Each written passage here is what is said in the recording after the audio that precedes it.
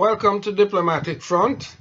I am Ambassador Richard Bernal and Professor of Practice at the Sir Arthur Lewis Institute of Social and Economic Studies at the University of the West Indies.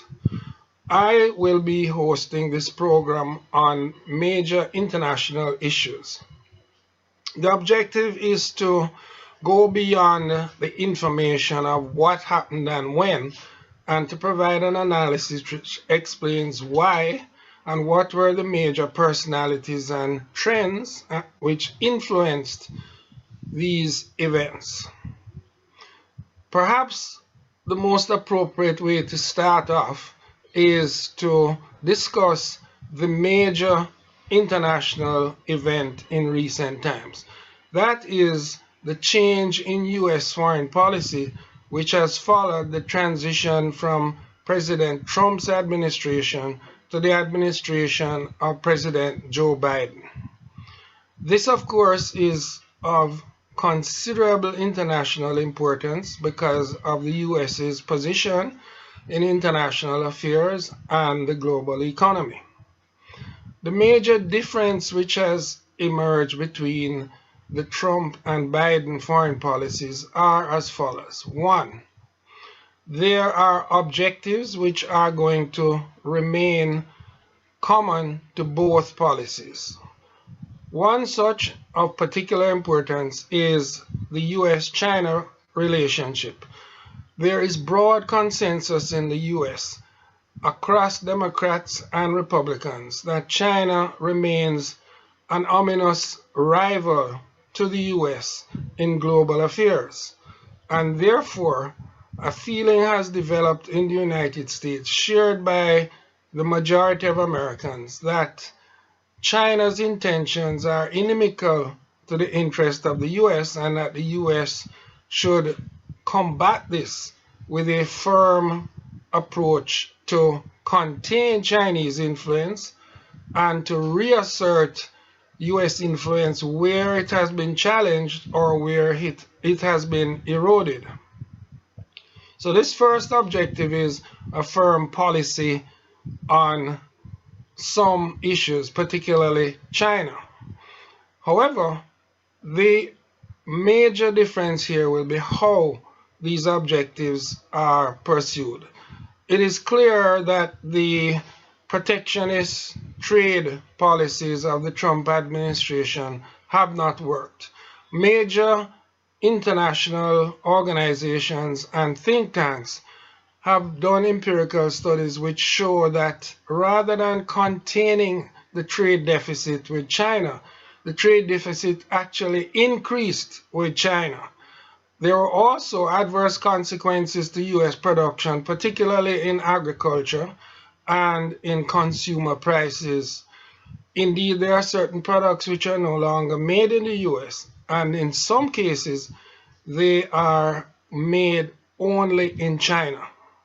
There was a famous book written by a family that sought to do without purchasing any goods made in China.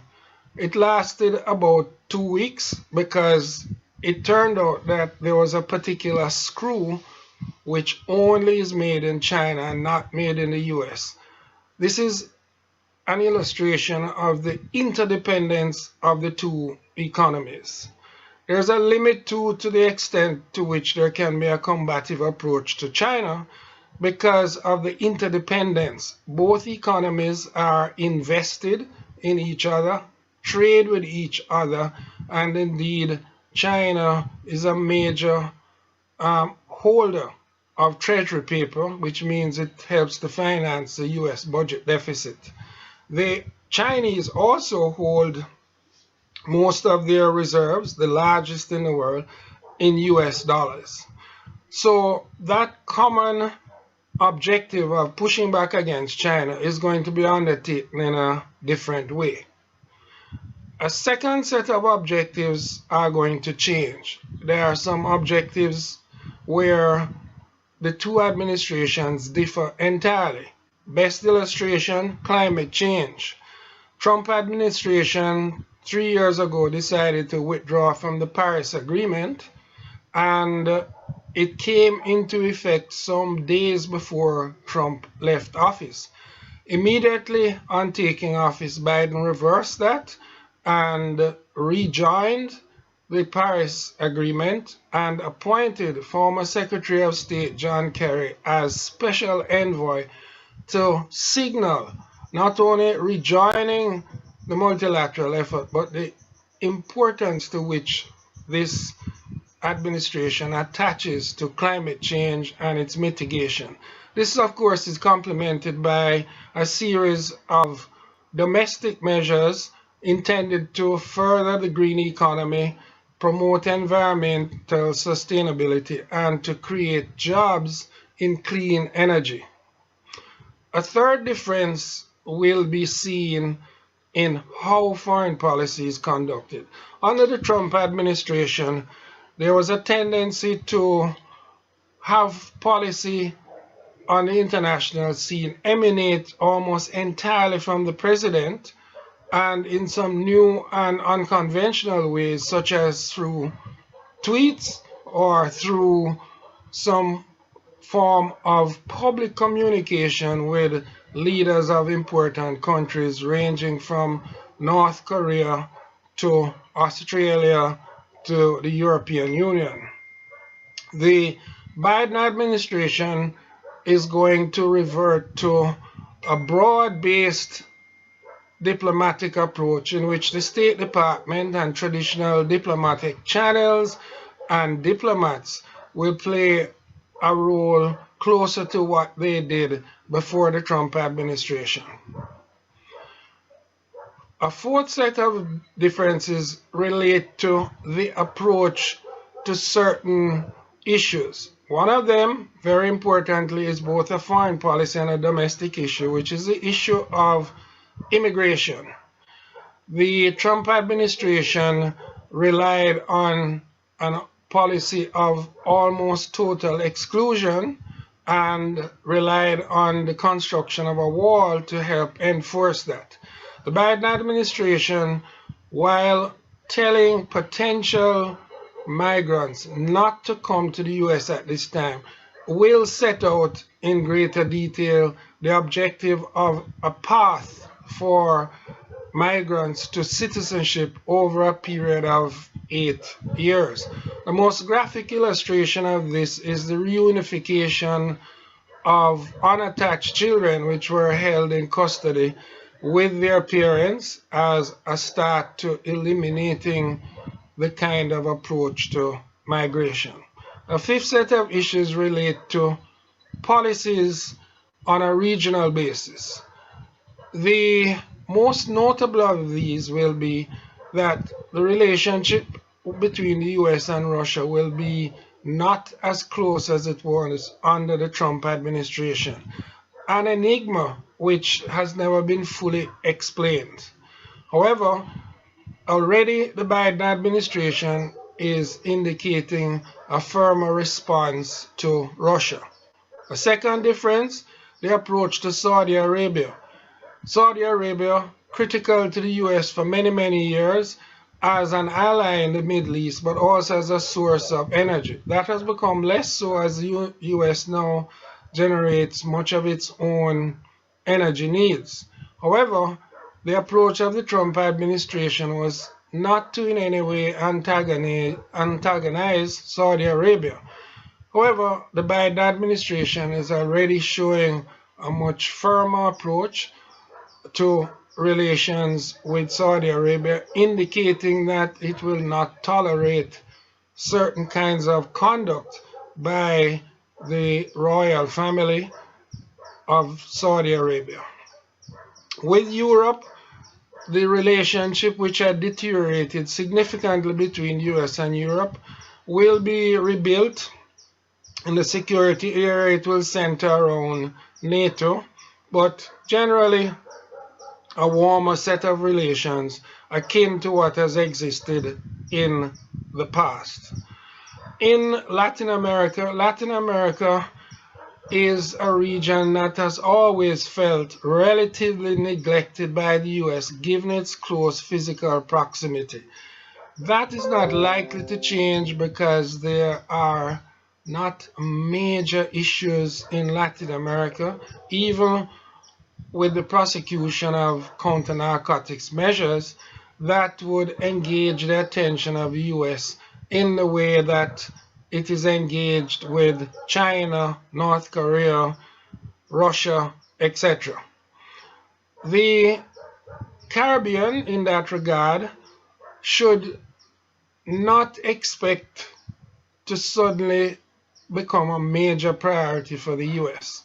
In a way, unfortunately, the Caribbean is too democratic and not poor enough to be a major problem. It doesn't mean that US will neglect the Caribbean, but the calls for a major Marshall Plan aid package of financial support and debt relief is not something which is going to be found politically easy in this time when the US economy is in a major recession as it tries to recover from the COVID pandemic.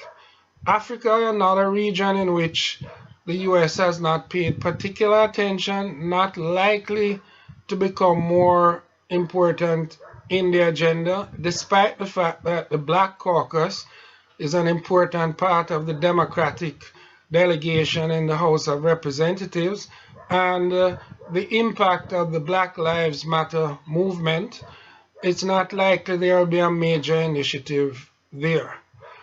In regard to North Korea, there will be a continuation of trying to discourage the development of further nuclear capacity, similarly with Iran.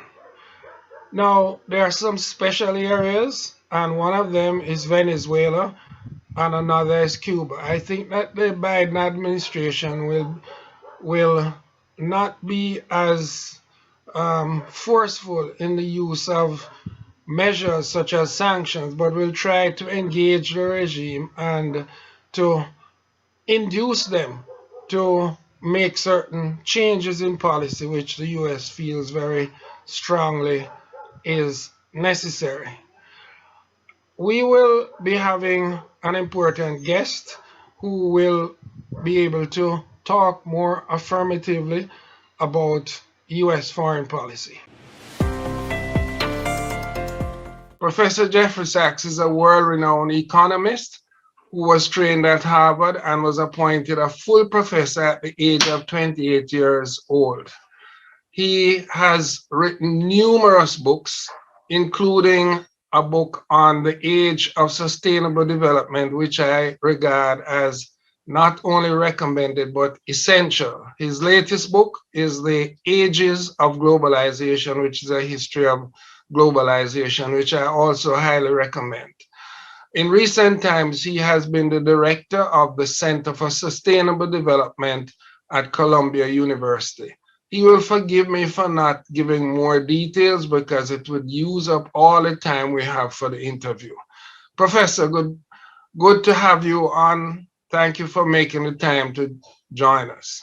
Ambassador, it's always great to be with you. Thank you so much for inviting me. You have written extensively on the possibility of the elimination of poverty. Is that still a realistic goal given all that has happened in the world, especially in the COVID period? Of course, it has to be our goal. Poverty means suffering, and we need to end that suffering.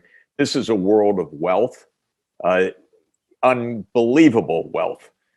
So if one person like Mr. Bezos or Mr. Musk can have almost $200 billion of personal wealth, we can certainly end poverty in this world. This is the bottom line. And we are living in a world of technological advances. We're living in a world where potentially digital technologies, renewable energy, other terrific technologies can reach everybody, urban and rural. And this makes it possible to see the goal of ending poverty as absolutely practical. And I would point out that China, a country of 1.4 billion people that was almost completely poor 40 years ago, ended extreme poverty as of 2020. They did a good job over a 40-year period. Given the threats of climate change and global warming, does this make the attainability of eliminating poverty more difficult? Of course, the climate crisis is very serious. It could really destabilize the world. The COVID crisis destabilized the world dramatically from one day to the next. Climate change works over years and decades, but it's at least as large a shock. So here too, with climate change, we have the tools to stop the human-induced global warming. So far, we haven't done it. But if we don't do it, we won't end poverty, that's for sure. If we do get serious about making our energy and land use systems sustainable, then we can surmount this crisis, and in a way that is still consistent with ending poverty as well. So we have to take on the climate change challenge. Otherwise, there's no chance of sustained economic betterment. In 2016, the Paris Agreement came into effect, but the progress towards those goals seems to be far behind its schedule. Well, we had the worst president in American history, at least since 1857, I would say, in the United States with Donald Trump. He was a nasty and in many ways violent and anti-humanitarian person. And one of the aspects of his anti-social personality was to ignore the climate risks and pull the United States out of the Paris Climate Agreement. And of course, this was cruel and stupid because the United States is facing so many damages, massive forest fires, massive flooding, massive hurricanes, as we share, of course, in the context of the Caribbean and the Gulf of Mexico. And yet Trump just ignored all of that. And we have other politicians in the United States that ignore all of that, like the governor of Texas, another nasty man, by the way, whose state is hit by climate shocks, and then he blames it on renewable energy, the opposite of the truth. And he also neglects COVID. So part of our problem, Ambassador, is the United States produces its share of nasty politicians. And when you have a big country like the United States not consistently doing the right thing, it hurts the whole global effort. Of course, the US isn't alone in this. Just about any part of the world that has a lot of fossil fuels is behaving selfishly. It's saying, well, yeah, maybe we should do something, but not now, because we want to continue to make money from our coal, oil, and gas. But that kind of antisocial behavior has to end. And fortunately, one piece of good news, two pieces of good news. One, we got rid of Trump. We have a decent president now. So this is a huge change. President Biden cares about climate change, and he's a very good man and a very decent man. The second is that the major countries are starting to realize that our backs are to the wall, if you want to use that cliche, or that we're standing at the edge of the cliff, if you want to use that one. But they're starting to act. So the European Union has said, decarbonize the energy system by 2050. China said, we will decarbonize no later than 2060. Japan, Korea, now President Biden, decarbonize by 2050. So we're starting to see the kind of clarity that's needed, but boy, have we wasted time for decades. The US has returned to the Paris Agreement. Talk to us a little bit about how the return of the US to engagement in international climate change action will make a difference. Well, basically, the US is returning to decency after 4 years of indecent behavior under Trump. It's still fragile in the United States. This is a very divided country with a history of a lot of violence, a lot of abuse, a lot of racism. We're not done with our history in the United States, but for the moment, we have a much better government, a good president. We have a Congress that wants to take action. So this is a big deal. Now, if we could only learn to cooperate with others, not start a new Cold War with China, for example, and say to the Chinese, to the Japanese, the Koreans, the Europeans, UK, to all parts of the world, let's do it right. And doing it right entails at least three things. One, we have to stop the greenhouse gas emissions, mainly by shifting to renewable energy. Second, we have to bolster the protection, the adaptation of our economies to the climate change that's underway. This is really important in the Caribbean, of course, because we will have more intense hurricanes. We will have climate change, even if we take action now. And third, we have to do what we promised and have not done, which is to provide financing, especially to developing countries, to actually get this job done. But for once, the big countries are generally aligned on the right objective now, and they've set a timetable: decarbonize by 2050. President Biden is going to introduce legislation shortly in the United States to build green infrastructure, to move towards renewable energy, towards electric vehicles, towards low pollution systems. We will have a meeting of the climate conference in November in Glasgow, Scotland, in which I think most of the world, maybe all of the world by then, will say, yes, zero by 2050. Let's really get this decarbonization done. If that's the case, this would be a historic change and a real breakthrough. My guest today has been Professor Jeffrey Sachs of Columbia University. He has been kind enough to share his thoughts with us on sustainable development and the elimination of global poverty.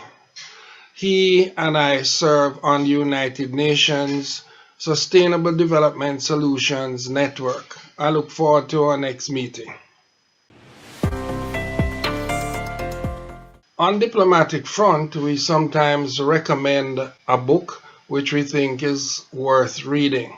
Today, I want to recommend a book by Sarah Kessler called Gigged. It's in paperback, quite affordable, and it's written in a very readable style.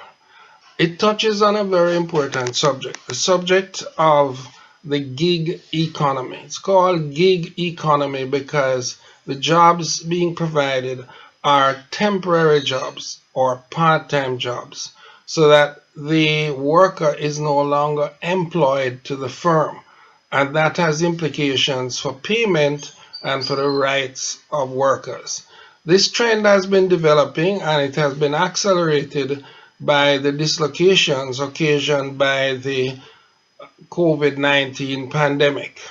Indeed, what has happened is that many firms now do not keep a workforce of permanently employed workers. They employ people for gigs. The term gig is like musicians when they get a job for a particular occasion, a particular place, and for a particular time. These jobs are one-off situations.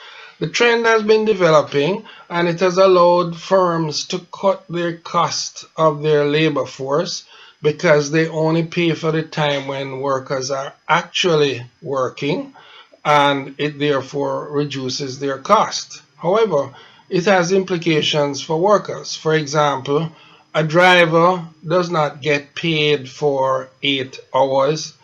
The driver gets paid for the time he actually spends driving a passenger, and that reduces the cost to the firm. It has implications for workers, and workers have pushed back.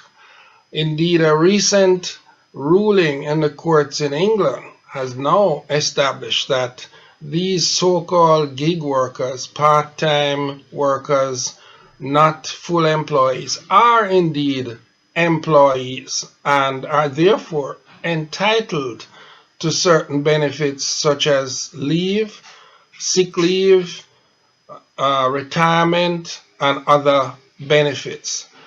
This is a new development which has implications. We'll have to watch and see how this evolves in the global economy. But once again, it demonstrates that globalization does not take place in a unilinear direction.